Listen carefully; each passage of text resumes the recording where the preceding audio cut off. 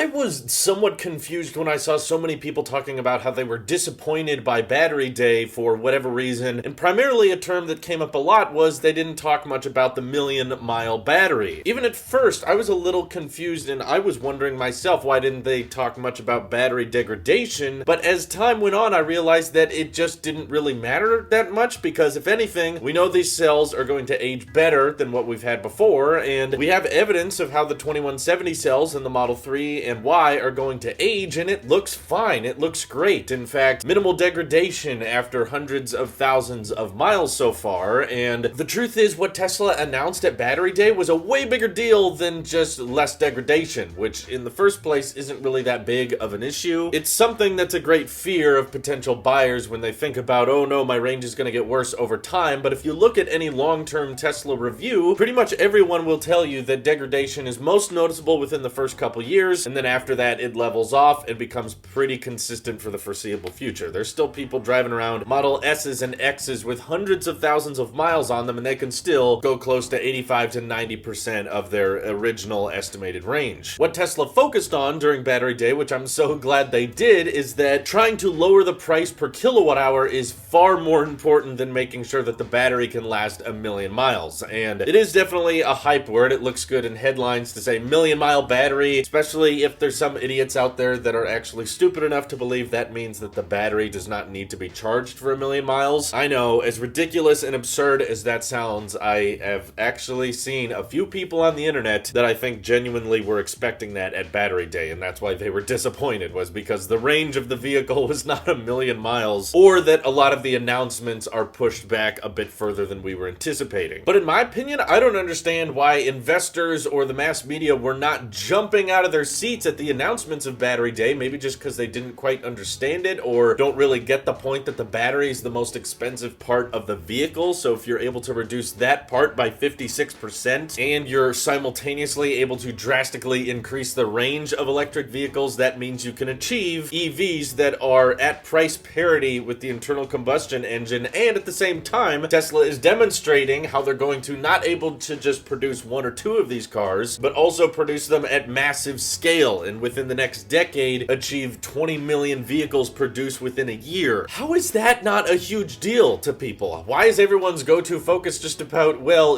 we didn't really hear much about the million-mile battery? Do you really think that would increase sales? I mean, most cars don't really make it that long anyway. Even cars that last decades and decades typically have 300 to 400, 500,000 miles on them. And truth is, if the data holds up that we've been seeing with Teslas and how their battery packs have been aging, they probably will reach a million miles, and degradation could be somewhat minimal, acting like that the main reason people aren't switching to EVs, or the main reason Tesla is not selling vehicles at scale, is because their batteries degrade a lot. For one, it's just not true. The range can hold up and still comfortably exceed 300 miles on their long-range vehicles, even after they've surpassed the 100,000 mile mark. And the primary reason people aren't buying Teslas or switching to EVs in general is because, of course, it's expensive and it costs more than the average car. Maybe not so much when you start factoring in cost of ownership, but at the end of the day, some people, they just need to have the money to be able to buy the car. And I think that's a far more important point that they talked about at Battery Day that Elon brought up. We can make our cars as desirable as we want, but if people can't afford them, that doesn't help our mission, which is to accelerate our transition to sustainable energy. And going off of that point about making cars more desirable, that's kind of what a million-mile battery would actually be. All it would really do if they announced at Battery Day that, hey, now our battery packs can last a million miles, it just makes their current vehicles more desirable. But it wouldn't change the fact that the majority of people won't be able to afford one, and the average selling price of a Tesla is still way north of $40,000, and we see the bulk of new car sales to be in the sub $40,000 price segment. So yeah, improving battery chemistry just so that the car can go an absurdly long time, that doesn't really help Tesla's vision. And also, I think that a lot of the cars they talk about probably can reach that 1 million mile mark. They just didn't really decide to bring it up. Maybe they should have given into the hype or made it a bit more flashy for some reason, just to appeal to those who don't understand battery chemistry or how electric vehicles work. But the long cycle life they pitched in the lithium iron phosphate batteries, especially with that upcoming $25,000 Tesla and more like standard range Model 3s, those types of batteries, CATL has talked about probably being able to reach the million mile mark, and it's kind of a vague term in the first place. It's kind kind of hard to be specific about. I mean, what do we actually mean by million-mile battery? Because, I mean, technically, you could probably have a battery pack today produced by Panasonic, put into a Model 3, and depending on how the vehicle is charged, is it charged slowly or quickly? Is it being driven around in cold climates or warm climates? Is it being accelerated to 0 to 60 all the time? Is it going down to 1 or 2% of charge regularly, or is it staying between 20 and 80% most of the time? There's all kinds of factors that go into battery degradation, and depending on the owner and where they live and how they drive and how they charge, you might be able to get a today Model 3 to last 1,000,000 miles, and it will have degradation, I'm sure, but it will probably still be able to go a decent distance, and frankly, making sure that the range increases with time, I think is more important than making sure you keep the range you have, because I would much rather have a car that for the first 5 to 7 years of ownership can go well over 400 miles, and then, okay, maybe on year 10, 15, now it's more like 350, but still, that's plenty of range if you consider most people are charging from home, and the fact that in my first 5 to 7 years of ownership, which that's about how long most people own new cars for anyway, then I get to go even further and have more internal combustion engine type range. So what I'm trying to say in today's video, essentially, is that what Tesla focused on Battery Day was far more important than anything that people who were disappointed were interested in. More genuine argument I could kind of get behind that would understand why some people were a little bit let down, but I wouldn't say overall the Battery Day was just a giant disappointment, is people saying that the timelines were a little bit later than we were expecting. I can kind of get that. You know, I was anticipating the Plaid Model S to be more ready towards the end of this year, maybe early next year. So if it turns out that a $140,000 vehicle is actually coming out a year later than we expected,